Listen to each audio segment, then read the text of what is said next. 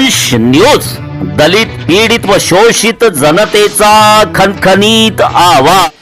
Video में पेश किए गए विचार इसमें शामिल लोगों की निजी राय है। हमारा चैनल इन विचारों का खंडन या समर्थन नहीं करता है। इसके लिए हमारा चॅनल जिम्मेदार नाही है। येथील ड्रॅगन पॅलेस इथं जगातील सर्वात मोठा संविधान ग्रंथ निर्मितीचा शुभारंभ करण्यात आला।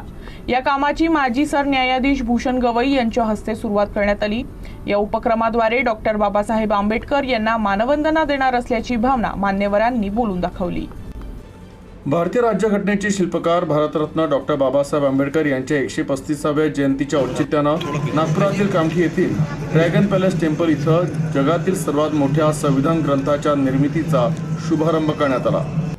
भारताचे माजी सरन्यायाधीश भूषण गवई यांच्या हस्ते या कामाची सुरुवात करण्यात आली। तर यावेळी माजी राज्यमंत्री आणि ओगावा सोसायटीच्या अध्यक्षा सुलेखा कुंभारे कार्यक्रमाच्या अध्यक्षस्थानी होत्या। तर या विक्रमाची नोंद घेण्यासाठी वर्ल्ड रेकॉर्ड्स ऑफ इंडियाचे सीईओ पवन सोलंकी यांची देखील विशेष उपस्थिती होती। तर साकारण्यात येणारा हा ग्रंथ केवळ आकाराने मोठा नसेल तर तो भारतीय लोकशाहीच्या अस्मितेचं प्रतीक ठरणार आहे। तर या ग्रंथाची निर्मिती पूर्ण झाल्यानंतर तो जगातील सर्वात मोठा आणि वजनदार संविधान ग्रंथ म्हणून ओळखला जाईल। सध्या गिनीज बुकमध्ये दुबईतील एका विशाल पुस्तकाचा विक्रम नोंदवण्यात आला आहे। मात्र कामठी इथं साकार होणारा भारतीय संविधानाचा महाकाय ग्रंथ हा विक्रम मोडीत काढणार असल्याचा विश्वास आयोजकांनी व्यक्त केला। बाबासाहेब आंबेडकरांना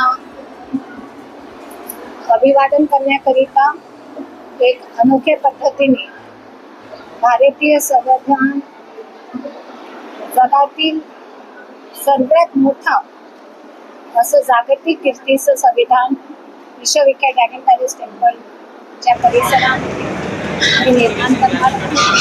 परमपूज्य डॉक्टर बाबासाहेब आंबेडकरांनी जो संविधान दिलेलं आहे त्याला जगामध्ये ठेवले आणि म्हणून या संविधानाबद्दल जनजागृती व्हावी। या संविधानामध्ये ज्या तरतुदी आहेत त्या संदर्भात नागरिकांना त्यांची माहिती व्हावी। एवढंच नव्हे तर आपले नागरिक म्हणून काय कर्तव्य आहे ते सुद्धा या संविधानाच्या माध्यमातून संपूर्ण भारतमध्ये हा उद्देश आहे संदेश देण्याचा।